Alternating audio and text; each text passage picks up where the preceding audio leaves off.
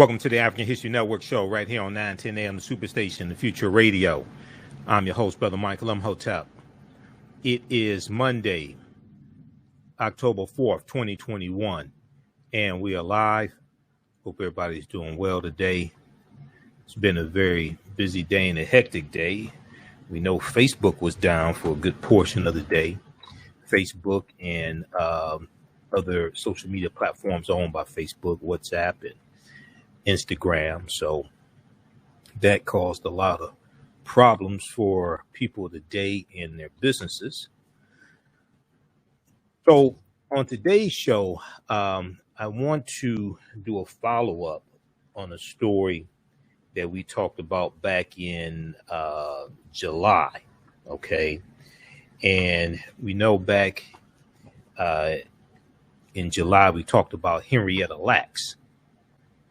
Henrietta Lacks, African-American woman whose cells were taken without her permission when she went to the hospital because of cervical cancer.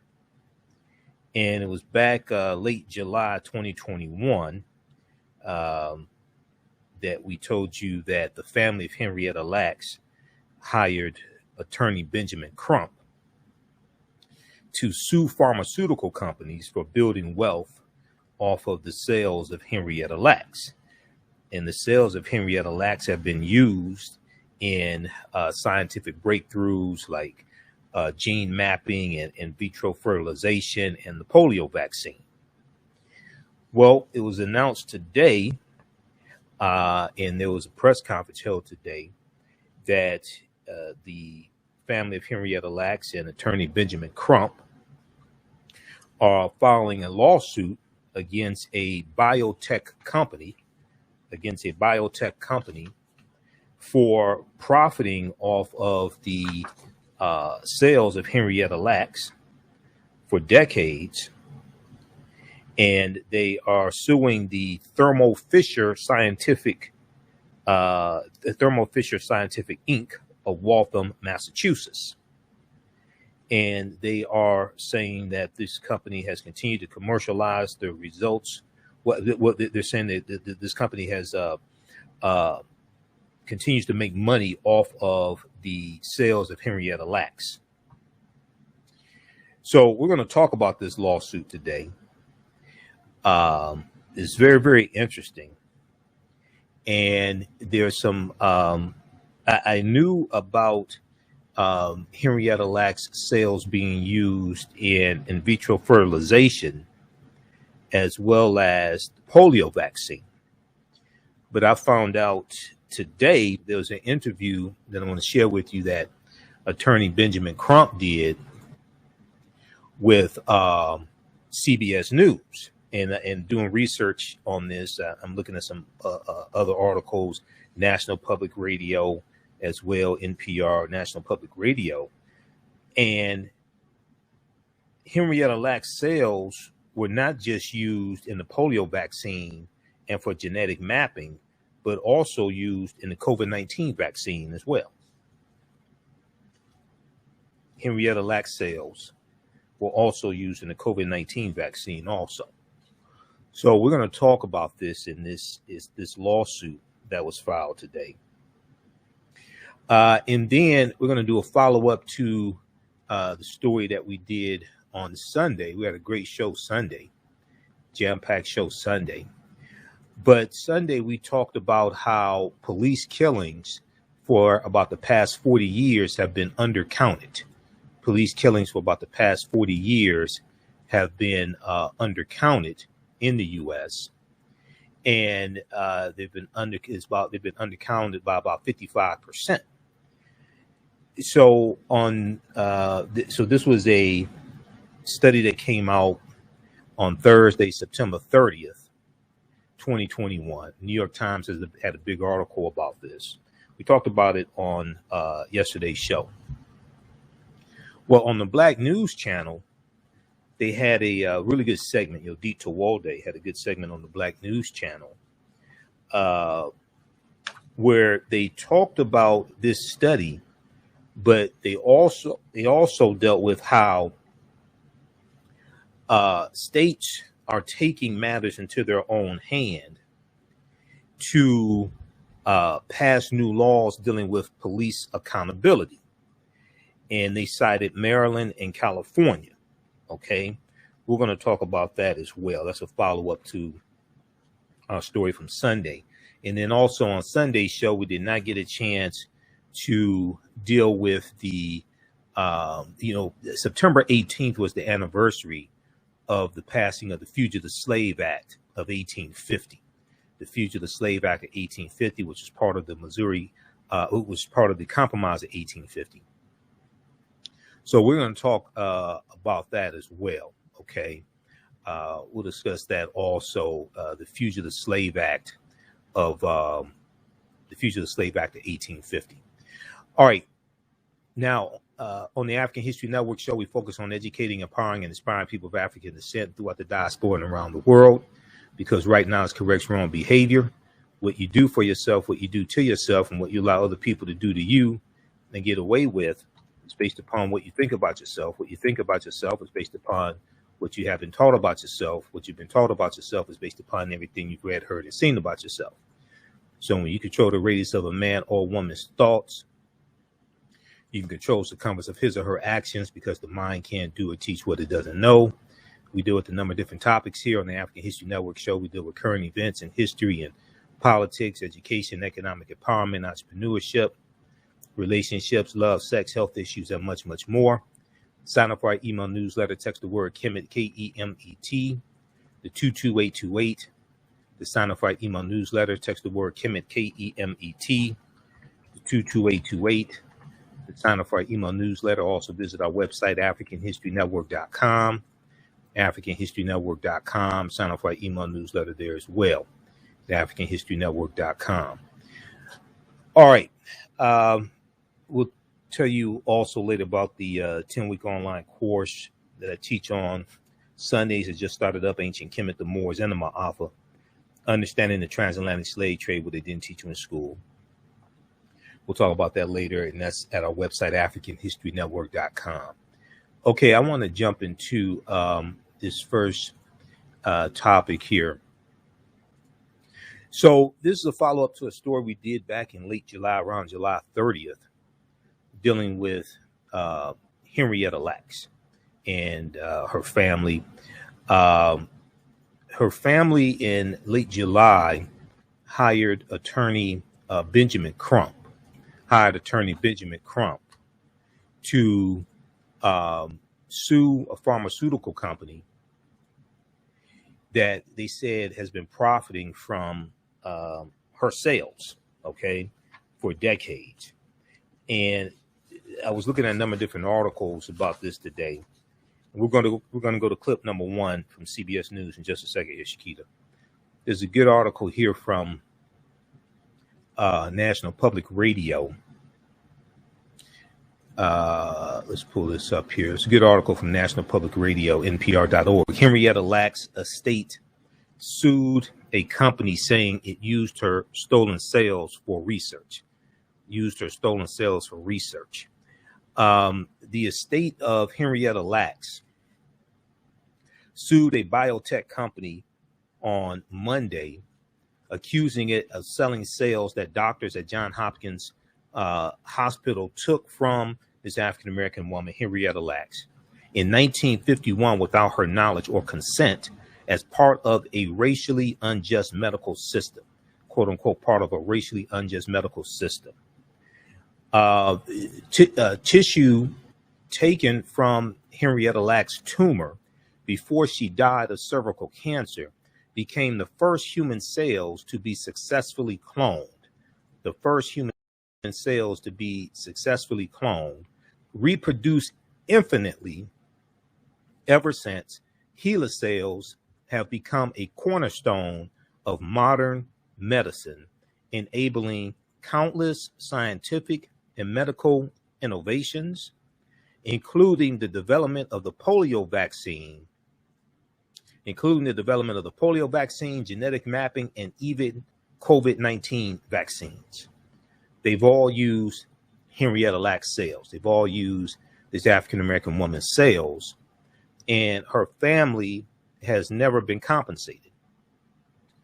Now, Henrietta Lacks cells were harvested and developed long before the advent of consent procedures used in medicine and scientific research today. But lawyers for her family say Thermo Fisher Scientific Inc. of Waltham, Massachusetts, has continued to commercialize the results. Well after the origins of the HeLa cells became well known. Attorney Benjamin Crump said Monday at a news conference, Monday, October 4th, that it is outrageous that this company would think that they have intellectual rights property to their grandmother's cells. Why is it they have intellectual rights to her cells and can benefit billions of dollars when her family, her flesh and blood, her black children get nothing? He said this Monday at a news conference outside the federal courthouse in Baltimore. Now, Johns Hopkins said it never sold or profited from the cell lines, the HeLa cell lines. HeLa is what the lines of Henrietta Lacks cells were called. The first two letters of her first name and first two letters of her last name, HeLa. But many companies have patented ways of using Henrietta Lacks cells. Attorney Benjamin Crump said these distributors have made billions from the genetic material stolen from Henrietta Lacks' body. Another family attorney, Christopher Seeger, hinted at related claims against other companies. He said Thermo Fisher Scientific, quote, should not feel too alone because they're going to have a lot of companies soon. They should not feel too alone because they're going to have a lot of companies soon. I want to go to this clip here. We're going to start this and finish on the other side of the break. They spoke to Benjamin Crump, and members of Henrietta Lacks' family spoke to CBS News today. Let's go to this clip, Shakita.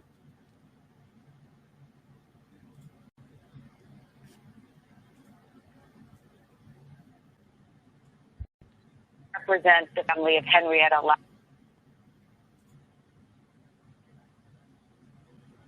More than 70 years after her death, a lawsuit has been filed on behalf of Henrietta Lacks and her descendants over the cells that were taken without her consent. This lawsuit comes just in time for what would have been her 101st birthday this Sunday. In 1951, Lacks went to Johns Hopkins Hospital because of vaginal bleeding. Her doctor performed a biopsy and diagnosed her with cervical cancer. Without her consent, the doctor shared the cells with a cancer researcher who discovered her cells multiplied every 24 to 48 hours. CBS News spoke to the director of the National Institutes of Health in 2013 about those cells. This biopsy taken from Henrietta Lacks produced a cell line that would grow essentially forever and was immediately distributed all over the world. Her cells, nicknamed HeLa, have been sold around the world and are still being used in medical research today. The latest being for the coronavirus vaccine. The family is now trying to reclaim her legacy by suing pharmaceutical companies for the use of those cells. Earlier, I spoke with civil rights attorney Ben Crump, who has decided to take on this case. Civil rights attorney Ben Crump and members of Henrietta Lacks' family join me now. Welcome to all of you. Mr. Crump, why are you choosing to represent the family of Henrietta Lacks, and why now? On Sunday will be Henrietta Lacks' 101-year birthday. We want to make sure that the family voice is finally heard after 70 years of being ignored. Okay. All right. Pause it right there, Shakita. We're coming up on a break. Pause it right there. Okay. We're going to pause it right there. Continue this on the other side of the break. Now, today, October 4th, is the 70th anniversary of the passing of Henrietta Lacks. She passed away October 4th, 1951. They filed this lawsuit exactly 70 days after she died. We're going to continue this on the other side of the break. You listen to the African History Network show right here on 910 AM Superstation, Future Radio. I'm Michael Imhotep. We'll be back in a few minutes. Hi, I'm Joel Wilson, President and CEO of JCW Computer Consulting, LLC, a technology implementation firm with over 20 years of satisfying customers. We offer a full spectrum of industry top-tier branded services. We are an authorized partner or reseller for Lenovo, Zoom, T-Mobile, Microsoft 365 and Surface tablets, Google Workspace, Acer, Asus, Samsung, PCmatic security software, and many more. Our online store features laptops, Chromebooks, computers, printers, accessories, and software.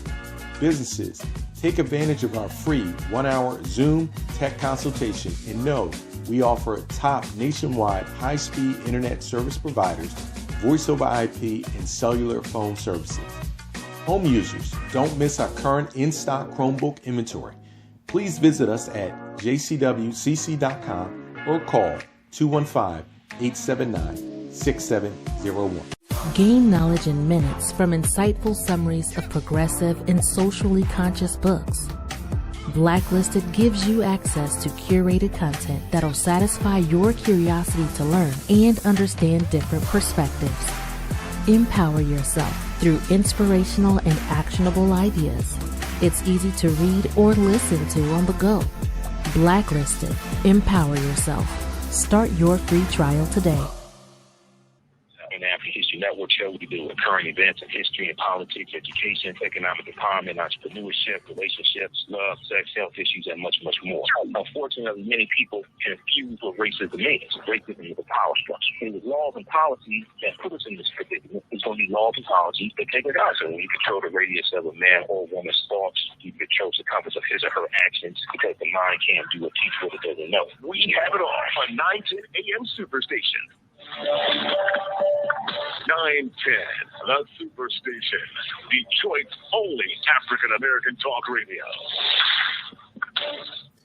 Welcome back to the African History Network show right here on 910 AM, the Superstation, the Future Radio. I'm your host, Brother Michael Imhotep. It is Monday, October 4th, 2021, and we are live. Hope everybody's doing well.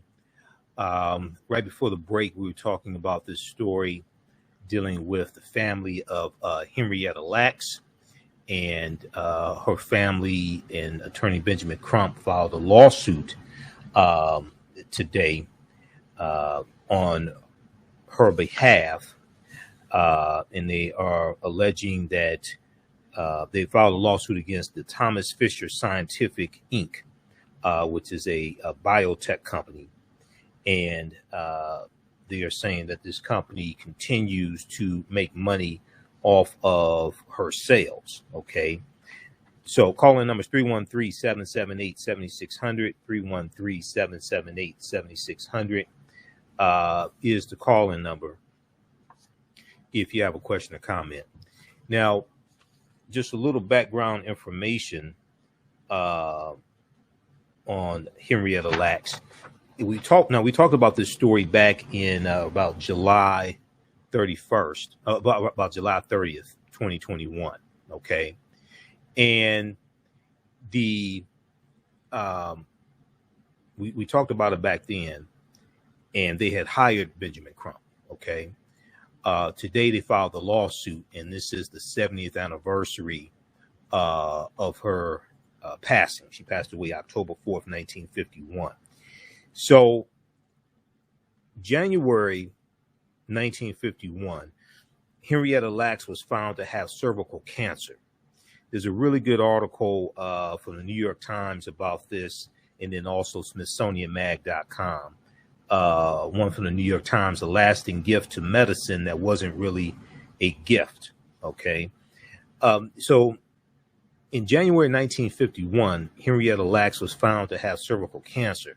She was treated with radium at Johns Hopkins, and then which was the standard care at that time. but there was no stopping the cancer. Her doctor had never seen anything like it. Within months, her body was full of tumors, and she died in excruciating pain that summer. She was 31 years old and left 5 children, the youngest just a year old. She had been a devoted mother, and the children suffered terribly without her.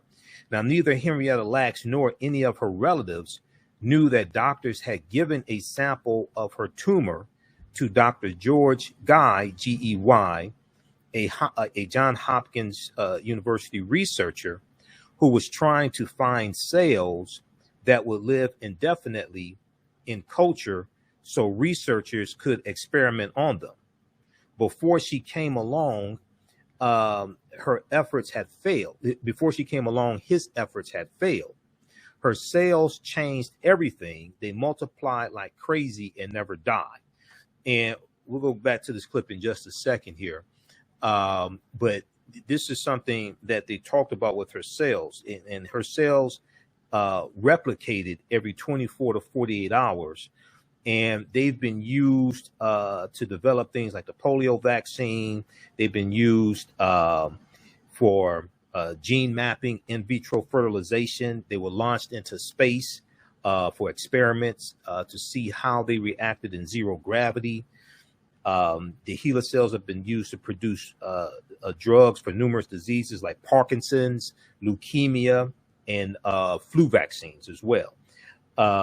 Many scientific landmarks have used her genes, and also cloning, gene mapping, and in vitro fertilization. So I talk about Henrietta Lacks in my lecture series, Great African Women in History, The Mothers of Civilization. So I have been studying her for a number of years. We know there was the movie that Oprah Winfrey did for HBO dealing with Henrietta Lacks also, and there was the book The Immortal Life of Henrietta Lacks by Rebecca Skloot, okay, that really helped to inform people about the history of Henrietta Lacks. All right, so this article here gives some background information from the New York Times. This gives some background information on, this is from February 1st, 2010. This is from the New York Times. A lasting gift to medicine that wasn't really a gift. A lasting gift to medicine that wasn't really a gift.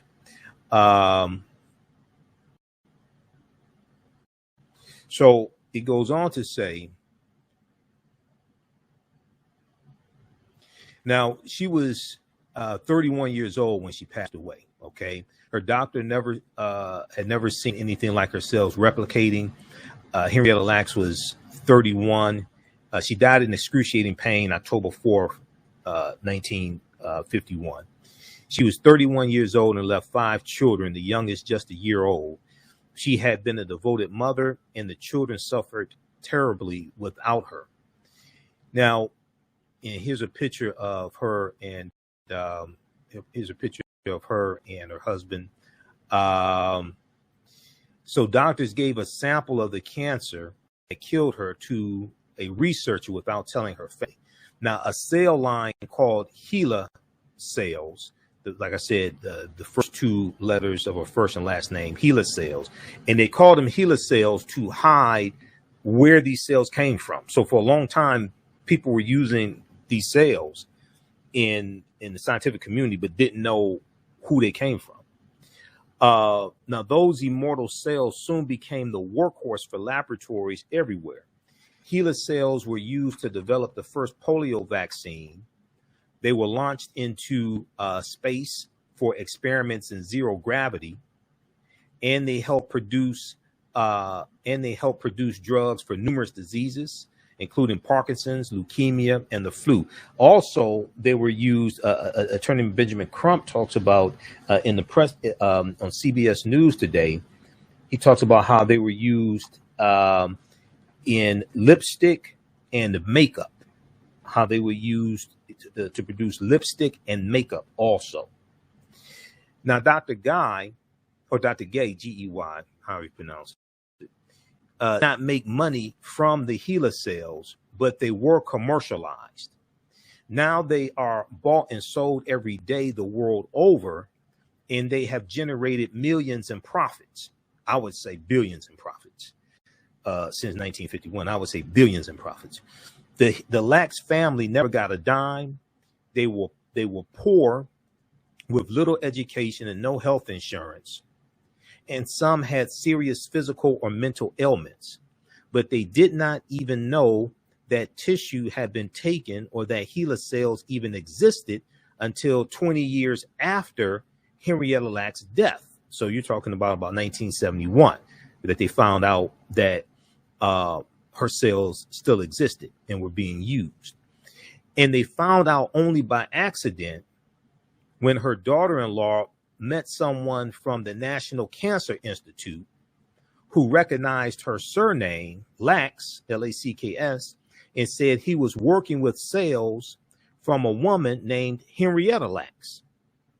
The daughter-in-law rushed home and told Mrs. Lacks' son, Lawrence, quote, "Part of your mother, it's alive. Part of your mother, it's alive." When they learned that their mother's cells had saved lives, the family felt proud. But they also felt confused. Hold on, we just lost our connection to the radio station. Just a second here. Are we back on the air? All right. Okay. All right, guys, we lost our connection with Skype. Okay, we lost our connection with Skype. We're back on the air. All right, so right before the break, I was giving you some background information on Henrietta Lacks. We're going to go back to the interview that took place the day that announced the lawsuit. But Henrietta Lacks' daughter-in-law found out by accident that her mother-in-law's cells were being used when she met someone, her daughter-in-law met someone from the National Cancer Institute who recognized her surname, Lacks, L-A-C-K-S, and he said that he was using cells that came from a woman named Henrietta Lacks. He was using cells that came from a woman named Henrietta Lacks. So the daughter-in-law rushes home and told Henrietta Lacks' son, Lawrence, she said, quote, "Part of your mother, it's alive," end quote. Part of your mother, it's alive. Now, when they learned their mother's cells had saved lives, the family of Henrietta Lacks felt proud, but they also felt confused, a bit frightened, used, and abused. It had never occurred to anyone to ask permission to take their mother's tissue, tell them that her cells had changed scientific history, or even to say thank you. And certainly no one had ever suggested that they deserved a share of the profits. No one had ever suggested that they deserved a share of the profits.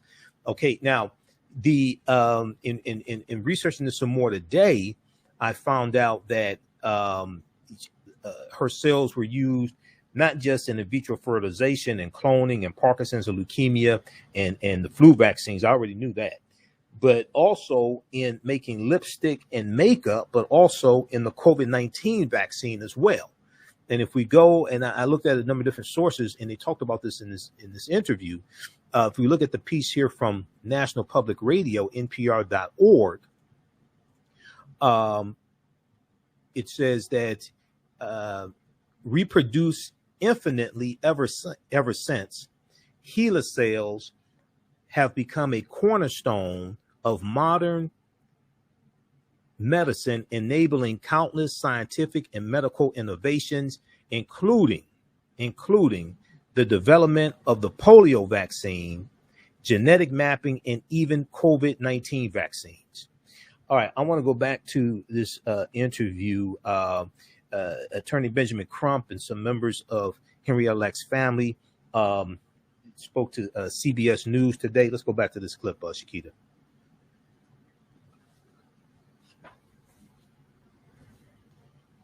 confident of the research of using it in Black people and their illnesses and their bodies.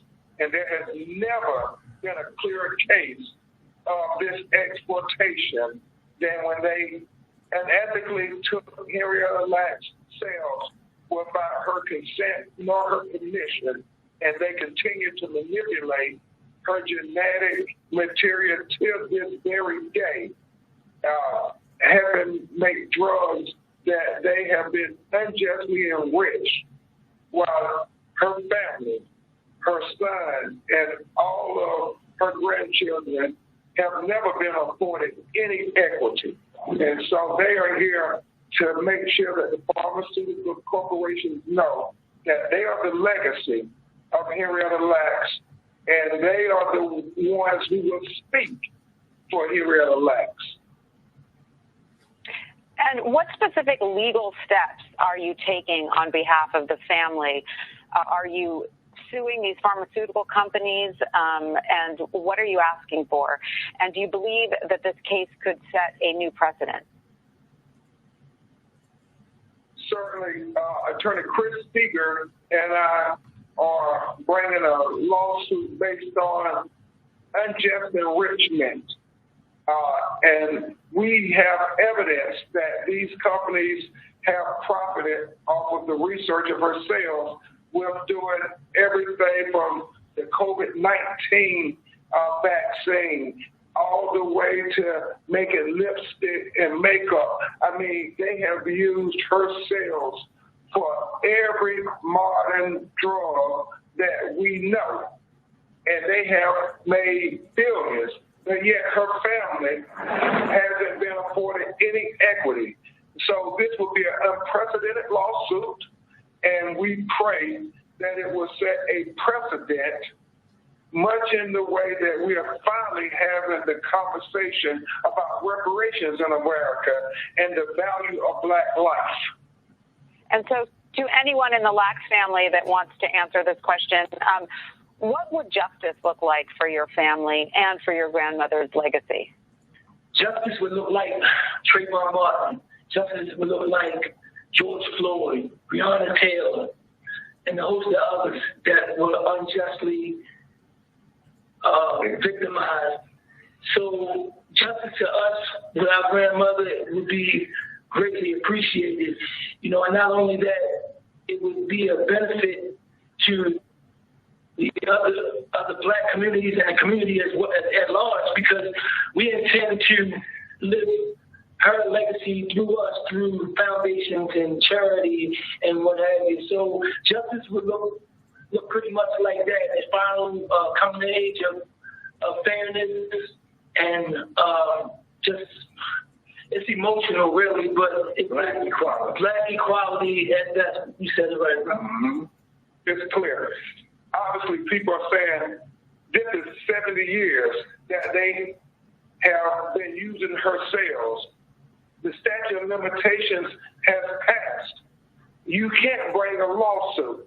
Well, our position is they are still manipulating her genetic material to this day. And when they did it, when they found the COVID-19 vaccination, well, that is a new cause of action. That statute of limitation has not ran yet. When they did it to help with the PBN vaccines that they're saying all the children have to have, well, that is a new cause of action that the statute of limitation has not ran. So it will be an unprecedented lawsuit, and we pray that it is landmark, that it can impact the value of Black life in American society. All right. Well, Attorney Ben Crump and members of Henrietta Lacks' family, thanks to all of you for joining us. We appreciate it. Thank you. Okay, so that's from CBS News Today, announcing this landmark lawsuit that the family of Henrietta Lacks has filed. Attorney Benjamin Crump, you heard there in the interview, he's one of the attorneys of the family. So, I mean, this is huge. If we go, I read a number of different articles today about them. Half of the articles written by the Associated Press and different outlets pick them up. ABC News, NBC, those about Associated Press, BlackAmericaWeb.com. That's about Associated Press. Some of them had a few variations. I read probably about 4 or 5 articles about this today about the lawsuit. But if we look at this one here from let's go to this one here from ABC News. Henrietta Lacks estate sues company over use of her sales. Also, if you have a quick question or comment, give us a call, 313-778-7600, 313-778-7600 is the call-in number if you have a question or comment. The estate of Henrietta Lacks sued a pharmaceutical company on Monday, saying it has been selling her cervical cells without her knowledge or consent. So Thermo Fisher Scientific Inc. This is the company that they filed the lawsuit against today. Thermo Fisher Scientific Inc. Now, Thermo Fisher Scientific Inc. of Waltham, Massachusetts, they allege knowingly mass-produced and sold tissue that was taken from Henrietta Lacks by doctors at the hospital, at Johns Hopkins Hospital, and, quote, a racially unjust medical system, end quote, her estate's federal lawsuit alleges. The lawsuit asks the court in Baltimore to order Thermo Fisher Scientific to, quote, disgorge the full amount of its net profits obtained by commercializing the HeLa-Cell line to the estate of Henrietta Lacks, end quote. It also seeks an order permanently enjoining Thermo Fisher Scientific from using the HeLa-Cell line without the estate's permission. They want them to stop using the HeLa-Cell line without the estate of Henrietta Lacks' permission. On their website, Thermo Fisher Scientific, on their website, they say that their company generates approximately $35 billion in annual revenue. On Thermo Fisher Scientific's website, they say that their company generates approximately $35 billion in revenue annually. Now, a company spokesman reached by ABC News did not immediately comment on the lawsuit. The remarkable science and the impact of the Lacks family have been documented in the best-selling book, The Immortal Life of Henrietta Lacks, The Immortal Life of Henrietta Lacks by Rebecca Skloot. And then also, Oprah Winfrey portrayed Henrietta Lacks' daughter in the HBO movie about Henrietta Lacks. In the movie Think Like a Man, which I have seen over 50 times, Think Like a Man, because that's Megan Good in it, okay, and it has Gabrielle Union, okay, okay, and it has a lot of people in it. There's a scene in the beginning of the movie where Megan Good's character is in the line at a bookstore, and she runs into Terrence J. Used to be on BET, Terrence J's character, and she's I think she's on the phone, and she talks about somebody read the book The Immortal Life of Henrietta Lacks. They mention it in the movie Think Like a Man. They mention that book by Rebecca Skloot. It's just a second, okay? If you don't know what she's talking about, it just goes over your head. But it's in the movie. So, as we said at the beginning, a group of white doctors at Johns Hopkins in the 1950s preyed on African American women with cervical cancer, cutting away tissue samples from their patients' cervixes without their patients' knowledge or consent, the lawsuit says. The exploitation, quote, the exploitation of Henrietta Lacks represents the unfortunately common struggle experienced by Black people throughout history. Okay, the lawsuit goes on to say, quote, indeed, Black suffering has fueled innumerable medical progress and profit without just compensation or recognition. Various studies, both documented and undocumented, have thrived off the dehumanization of Black people, end quote, the lawsuit goes on to say. All right. So read this one here from ABC News. Henrietta Lacks estate sues company over the use of sales. Yes, News interviewed Henrietta Lacks' family, her grandson, and some other family members, as well as attorney Benjamin Crump. That video is in this article here from CBS News. Henrietta Lacks' family sues biotech company over sales, says it, quote, chose to use her body for profit, end quote. Chose to use her body for profit. So also happy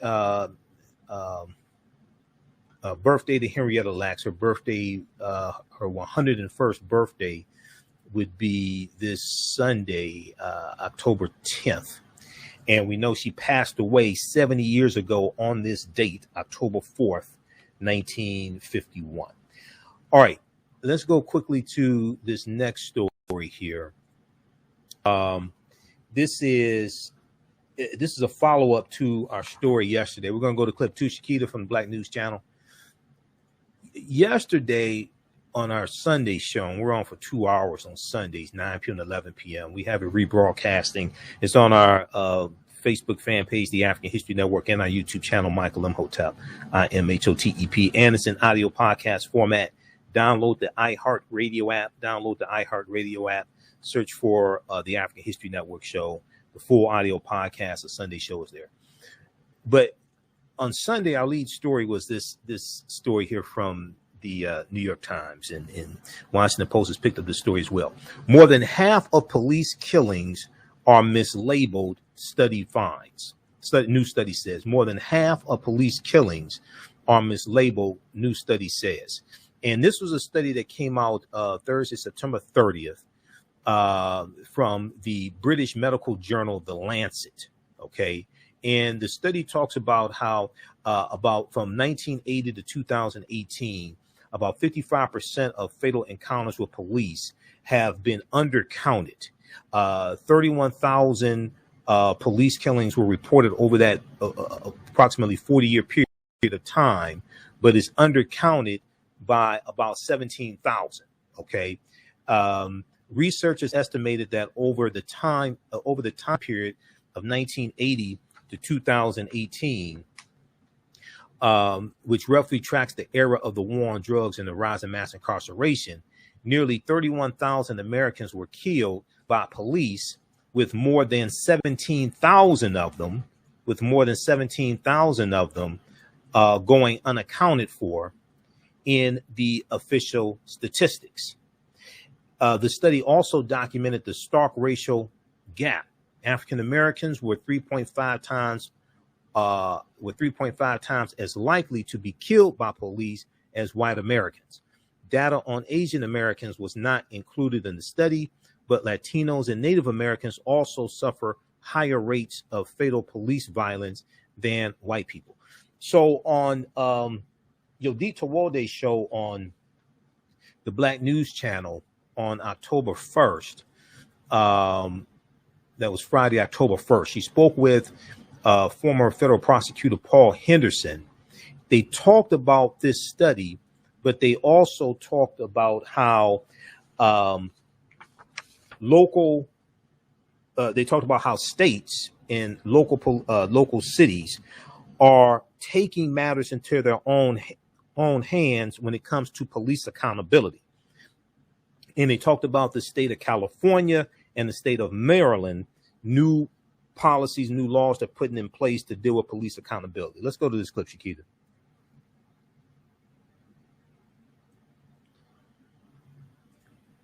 While negotiations on police reform seem to have stalled in Washington, D.C., several states are taking matters into their own hands and launching police accountability measures of their own.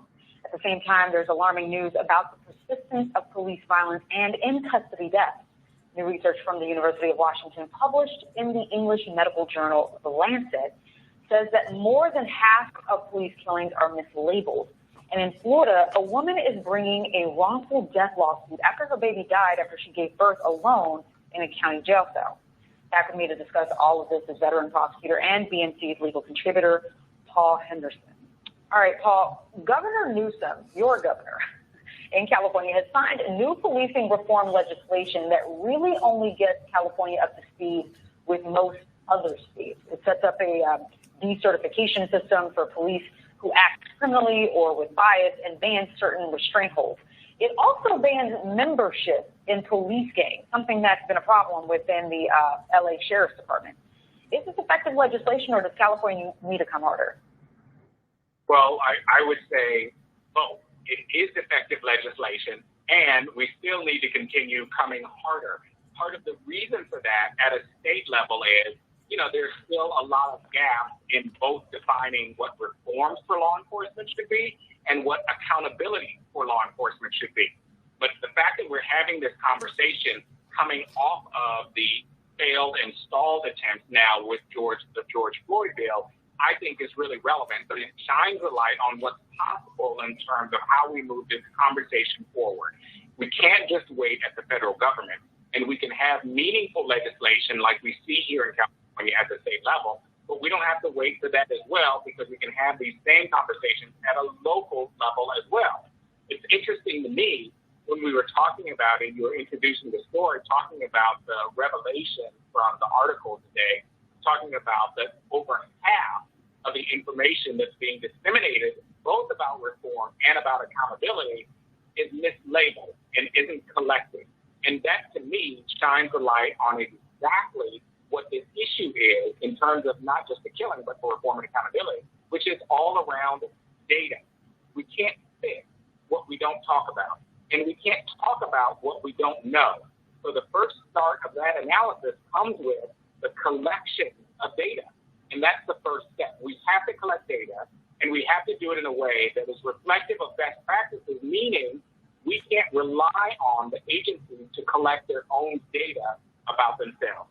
That's how we got to the wide disparity in that article in the first place, talking about the wide disparity and the inaccuracy of the agencies monitoring themselves. That data collection step needs to take place or be mandated by outside agencies and or legislators at a local, state, and federal level to make sure that the information is available that they collect.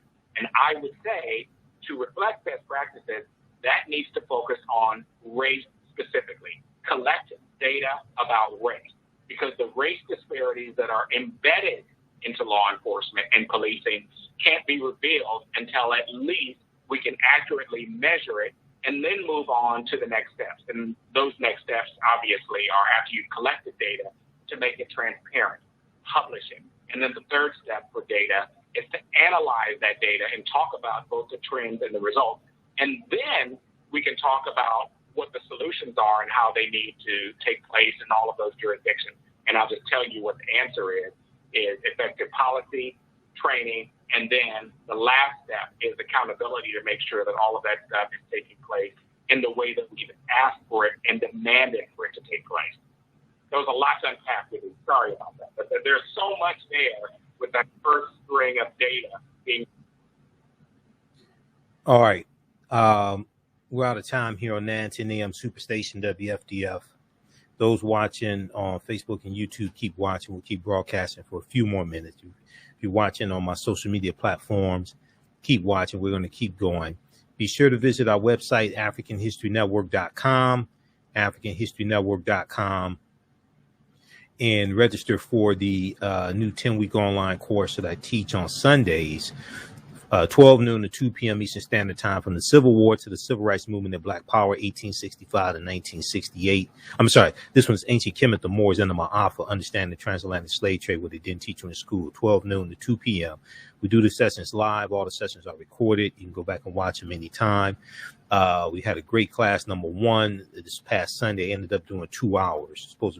I ended up doing 3 hours, supposed to be 2 hours. As soon as you register, you can watch it. The class is on sale, $80, regularly $130 at AfricanHistoryNetwork.com. All right. We have to get out of here. Right now, let's correct wrong behavior. It's not over till we win Wakanda forever. And we'll talk to you tomorrow. Peace. Stand by. Stand by. Let me cue this up here. We're going to keep going. Those watching on Facebook and YouTube, keep watching. Let's see. Let me pull this up. We're only on for an hour, Monday through Friday, on the radio station. So let me go to this clip here. And then after this, we'll talk for a few minutes about the Fugitive Slave Act of 1850. September 18th was the anniversary of the Fugitive Slave Act of 1850 passing. Okay, let's cue this up here.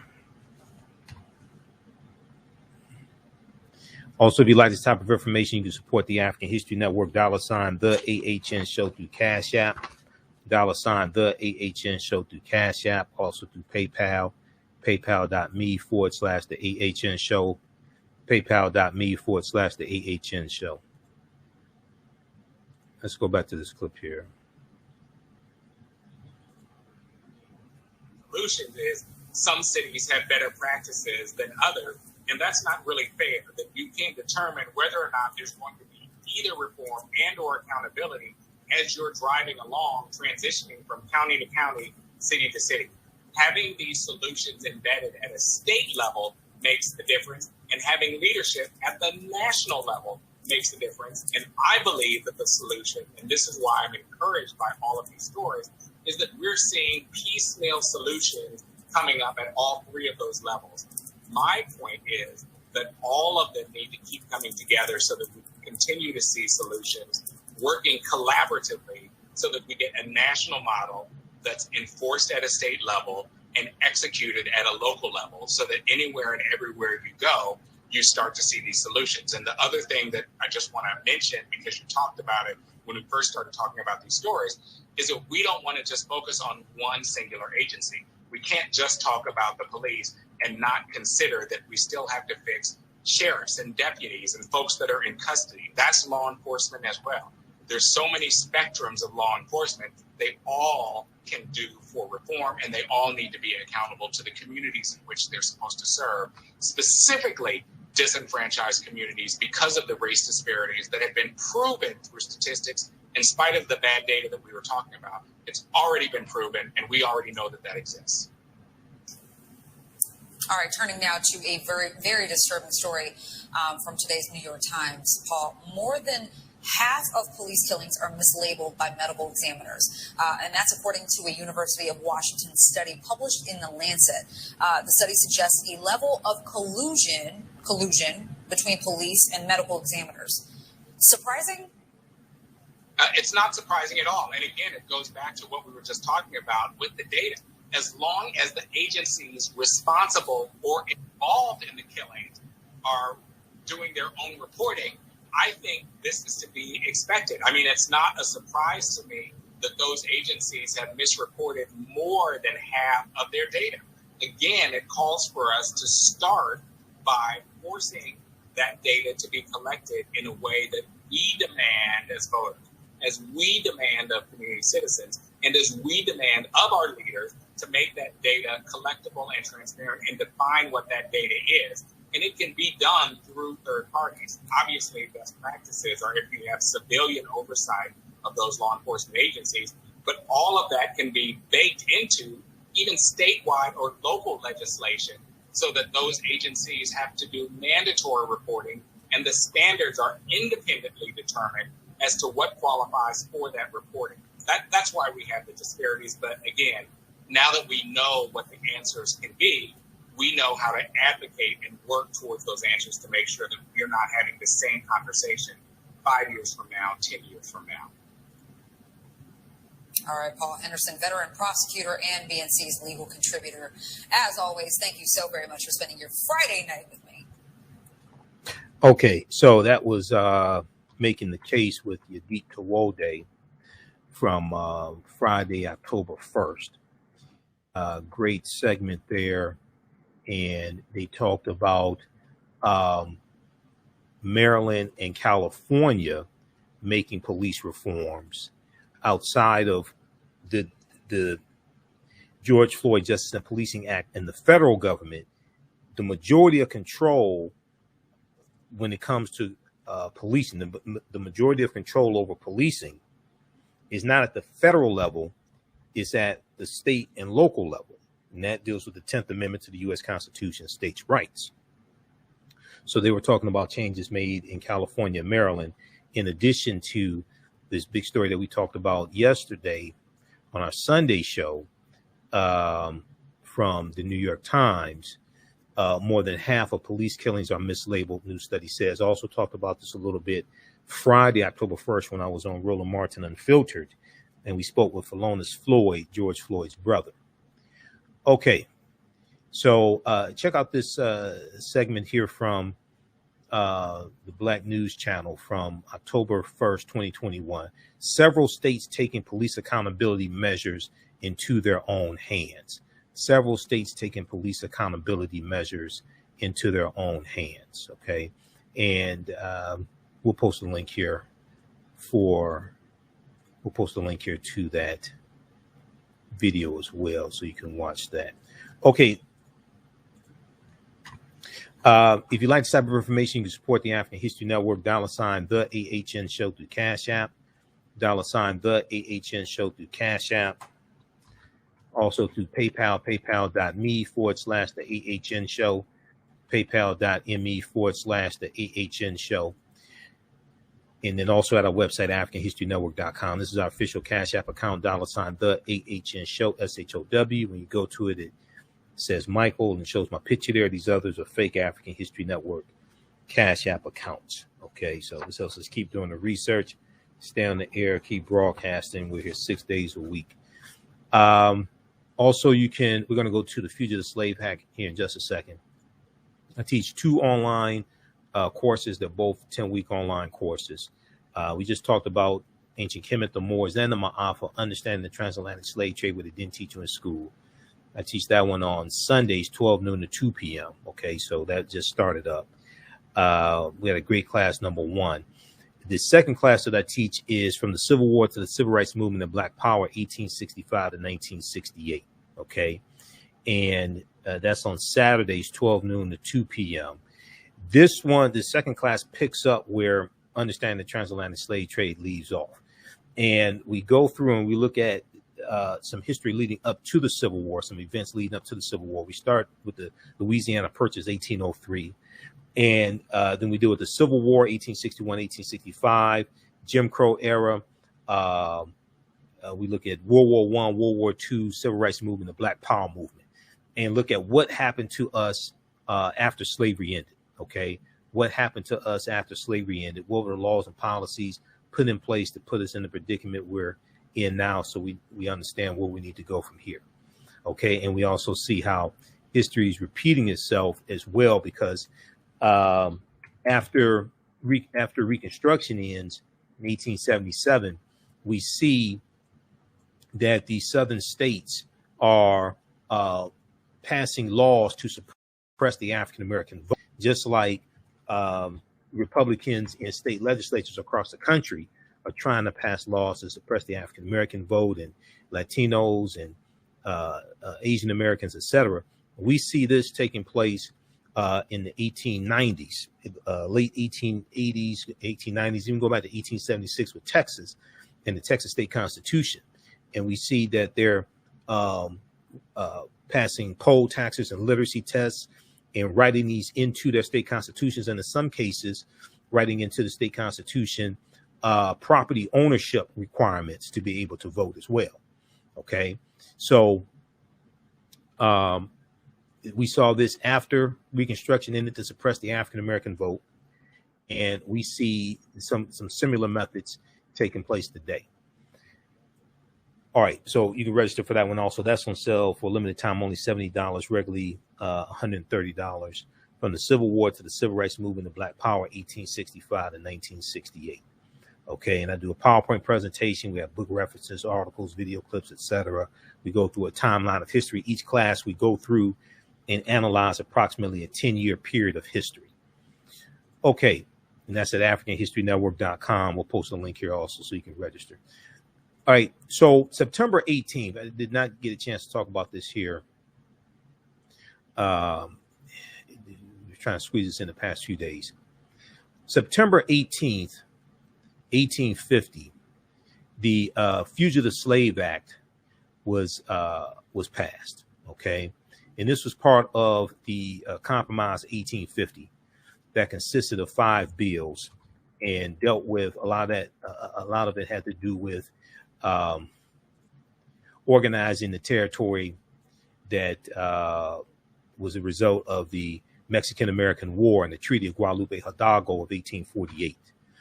Okay, so if we look at this piece here from the Zen Education Project, on September 18th, 1850, the U.S. Congress passed the Fugitive Slave Act of 1850, which required people who had escaped from slavery be captured and returned. It required runaway slaves to be captured and returned. Now, textbooks often repeat the propaganda of Confederate apologists that the Civil War was fought to preserve states' rights. That the Civil War was fought to preserve states' rights. That's false. Okay, that's not true. No, the South thought the Union was going to. The South thought Lincoln was going to abolish slavery. The first state to secede from the Union was South Carolina, December 20th, 1860, about 6 weeks after Abraham Lincoln becomes president-elect of the Republican, as he becomes president-elect, and he was the presidential nominee of the Republican Party. Now, where was this love for states' rights when the South demanded strict enforcement of the Fugitive Slave Act so that northern states could not become a haven for people escaping slavery? So they're saying, because see, a lot of the northern states had abolished slavery by this time. Okay. So they're saying, okay, well, wait a second. What about the states' rights of northern states? If they're free states, the Fugitive Slave Act of 1850, which was federal law, this is enforcing slavery that exists in southern states. But it's saying that if a slave runs away from Georgia and runs up into New York, then the sheriff up in the New York area can deputize white men to go hunt down this runaway slave, take him back and turn him over to his master or her master in Georgia. Well, what about the states' rights of New York, which is free territory? So the Compromise of 1850 enacted the draconian Fugitive Slave Act, which demanded that all American citizens act as slave patrollers, end quote. It demanded that all American citizens act as slave patrollers, explains Manisha Sinha in Civil War Revisionism Still Shames America. Civil War Revisionism Still Shames America. Be it further enacted that any person who shall knowingly and willingly obstruct, hinder, or prevent such claimant, his agent or attorney, or any person or persons lawfully assisting him, her or them, from arresting such a fugitive from service or labor, or shall harbor or conceal such fugitive, shall be subject to a fine not exceeding $1,000 and imprisonment not exceeding 6 months. So if you are harboring a runaway slave, so you see what happened was, because of the Fugitive Slave Act of 1850, this intensified the abolitionist movement, and it caused more runaway slaves to go into Canada because you weren't safe up north. Okay. It caused more runaway slaves to go into Canada, and it made it more dangerous for abolitionists in the north. This is saying that if you help, if you're in the north and you help harbor a runaway slave, help them escape, etc., you could be subject to a fine not exceeding $1,000 and imprisonment not exceeding 6 months. Now, this was federal law. This was part of the compromise. This was part of the Compromise of 1850, which we'll talk about in just a second. So we deal with this in my online course, From the Civil War to the Civil Rights Movement and Black Power, 1865 to 1968, because the Fugitive Slave Act was part of the Compromise of 1850, which consisted of 5 bills. The Compromise of 1850 was needed. It was a result of the Mexican-American War of 1846 and 1848 and the Treaty of Guadalupe Hidalgo of 1848, which officially ends the Mexican-American War. So all of this is connected. All this is connected. Now, people who were captured were not allowed to testify in their own defense. The Fugitive Slave Act of 1850 removed habeas corpus. So it removed people to the runaway slaves to have a right to a trial. Okay, they can just be taken and turned back over to their slaves, to their slave masters, without a trial. This went further than the Fugitive Slave Act of 1793, which was signed into law by President George Washington. In no trial or hearing under this act shall the testimony of such alleged fugitive be admitted in evidence. In no trial or hearing under this act shall the testimony of such alleged fugitive be admitted in evidence. The lessons and other resources below can be used to teach about the Fugitive Slave Act. So check this out here from Zen Education Project, zenedproject.org.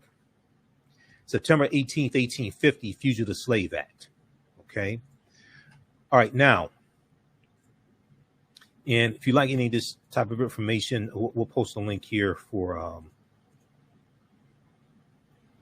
the online course that he's dealing with from the Civil War to the Civil Rights Movement and Black Power, because we get deep into all of this history and leading up to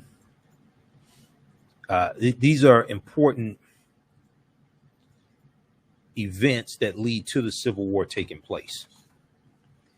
All right, now, if we look at very quickly here,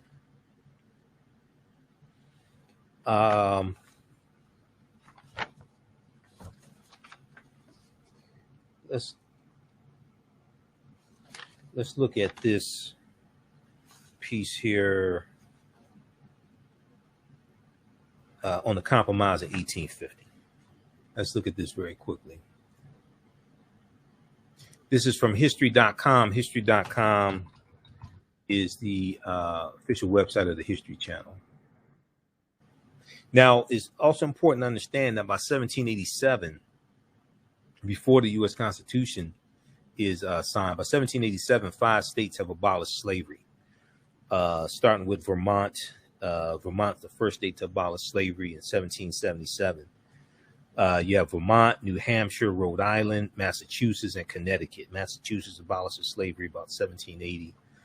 So they either abolish it fully or abolish the international transatlantic slave trade. But you have this taking place before the Constitution is signed in 1787. If we look at this here on the Compromise of 1850, which the Fugitive Slave Act was part of,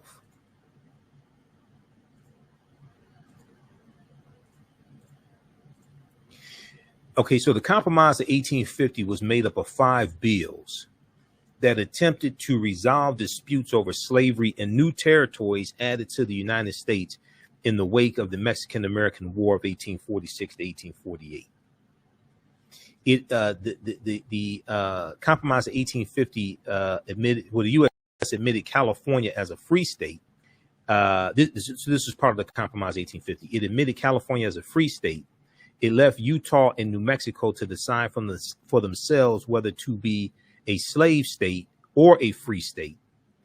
And it defined a new Texas-New Mexico boundary, and it made it easier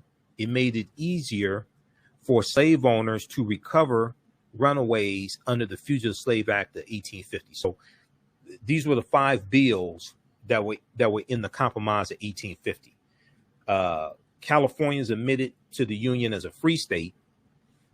And we know California was Mexican territory. So because of the Treaty of Guadalupe Hidalgo of 1848, the U.S. gets the territory that makes up California, Arizona, New Mexico, Colorado, Utah, and Nevada.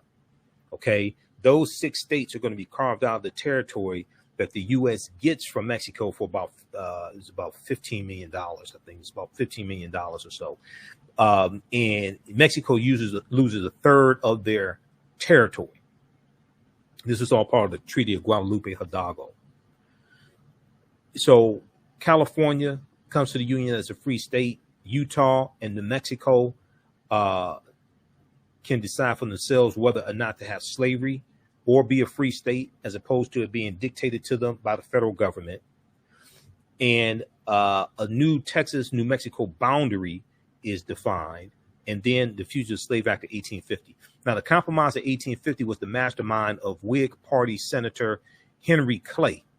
And the Whig Party was a political party founded around 1834. They're founded before the Republican Party. There's going to be members in the early 1850s. Whig Party's dying out. It's going to be members of the Whig Party and abolitionists who are going to form the Republican Party in 1854 as a direct backlash to the Kansas-Nebraska Act of 1854.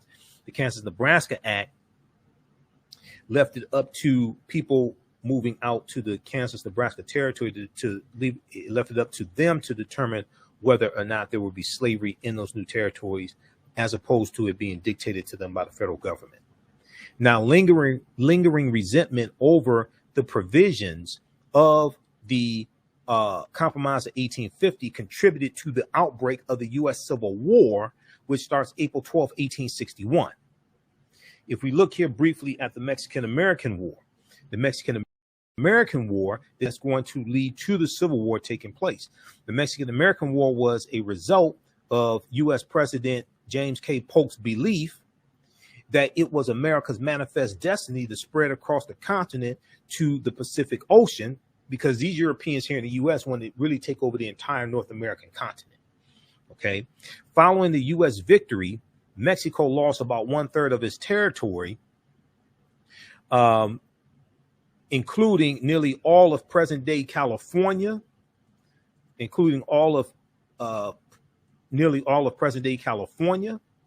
Utah, Nevada, Arizona, and New Mexico. A national dispute arose as to whether or not slavery would be permitted in the new Western territories. So Senator Henry Clay, when we look at who was responsible for the Compromise of 1850, Senator Henry Clay of Kentucky, a leading statesman and member of the Whig Party, WHIG, he was known as the Great Compromiser for his work on the Missouri Compromise of 1820, was the primary creator of the Missouri Compromise. Fearful of the growing divide between North and South over the issue of slavery, he hoped to avoid civil war by enacting a compromise. Famed orator and Massachusetts Senator Daniel Webster, while opposed to the extension of slavery, also saw the Compromise of 1850 as a way of averting national discord, and disappointed his abolitionist supporters by siding with Henry Clay. When Henry Clay, facing health problems, grew too ill to argue his case before the Senate, the U.S. Senate, his cause was taken up by Democratic Senator Stephen A. Douglas of Illinois, an ardent proponent of states' rights, when it came to deciding the issue of slavery. Okay. All right. Now, the main point, you can read the rest of that there. Okay. So we run out of time here. The main points of the Compromise of 1850. It permitted slavery in Washington, D.C., but outlawed the slave trade. It added California to the Union as a free state. It established Utah and Nevada as territories that could decide via what's known as popular sovereignty. Popular sovereignty if they would permit slavery. Popular sovereignty meant that people living in those territories could decide whether or not they have slavery, as opposed to it being dictated to them by the federal government that they're going to have slavery. This is known as popular sovereignty. It defined new boundaries for the state of Texas following the Mexican-American War, removing its claims to parts of New Mexico by awarding the state $10 million in compensation. And then the Fugitive Slave Act of 1850 required citizens to assist in apprehending runaway slaves and denied enslaved people a right to trial by jury. Denied them a right to trial by jury. Now, the Fugitive Slave Act was passed by Congress, the first one, in 1793. That was signed into law by President George Washington, okay, who was a big-time slave owner also. He owned 318 slaves. He and his wife, Martha, they collectively owned 318 slaves. When he married Martha, she owned more than he did, but they collectively owned 318 slaves. He was a big-time slave owner. So the first Fugitive Slave Act was passed by Congress in 1793 and authorized local governments to seize and return people who had escaped slavery to their owners while imposing penalties on anyone who had attempted to help them gain their freedom. The Fugitive Slave Act of 1793 encountered fierce resistance from abolitionists, many of whom felt it was tantamount to kidnapping. Now, the Fugitive Slave Act of 1850 compelled all citizens to assist in the capture of runaway slaves and denied enslaved people the right to a jury trial. It also placed control of individual cases in the hands of federal commissioners who were paid more for returning a suspected slave than for freeing them. They were paid more for returning a suspected slave than for freeing them, leading many to argue the law was biased in favor of Southern slaveholders. Outrage over the new law only increased traffic along the Underground Railroad during the 1850s, and the Underground Railroad starts in the early 1830s, right around 1831. Northern states avoided enforcing the law, and by 1860, the number of runaways successfully returned to slaveholders hovered around just 330. Okay, northern states avoided enforcing the law, even though it was dangerous for runaway slaves to stay up north. That's why more of them started going into Canada because of the Fugitive Slave Act of 1850. And the movie Harriet talks about the Fugitive Slave Act of 1850 as well. Northern states avoided enforcing the law, and by 1860, the number of runaways successfully returned to slaveholders hovered just around 330. Both acts were repealed by Congress on June 28, 1864, following the outbreak of the Civil War. The event proponents of the Compromise of 1850 had hoped to avoid. They hoped to avoid the Civil War, but both Fugitive Slave Acts were repealed by Congress June 28, 1864. And we know the Civil War is basically going to end April 9th, 1865, a few days before Lincoln is assassinated, when General Robert E. Lee surrenders to General Ulysses S. Grant at the Appomattox Courthouse. This basically ends the U.S. Civil War. Okay, so check out this piece here from History.com, the official website of the History Channel, Compromise of 1850. And this gives background information on the Fugitive Slave Act of 1850 and the Compromise of 1850, which consisted of 5 bills. One of those bills was the Fugitive Slave Act of 1850. Okay, so we'll post this link here on the thread of the broadcast. Also, you can read more about that. And if you like this type of information, then the online course, the 10-week online course that I teach, dealing with history from 1865 to 1968, is going to blow you away. So you can register for that at AfricanHistoryNetwork.com. And we posted the link here as well, from the Civil War to the Civil Rights Movement and Black Power, 1865 to 1968. All right. Look, we have to get out of here. Remember, the African History Network, we focus on educating, empowering, and inspiring people of African descent throughout the diaspora and around the world, because right now it's correct wrong behavior. It's not over till we win. We'll count it forever. We'll talk to you tomorrow. Peace. Oh, I should be on Roland Martin Unfiltered on Tuesday, so look out for me there. We'll talk about it tomorrow. This producer contacted me. They wanted me on the show today. I couldn't do it today. I turned down 2 media interviews today because I'm so busy. And I was worn out too. I didn't get up till about noon because I got to bed at 4 a.m. I was editing video of Sunday's show. So I'll be on Roland Martin Unfiltered on Tuesday, October 5th, and then I'll be back on the show on Friday as well.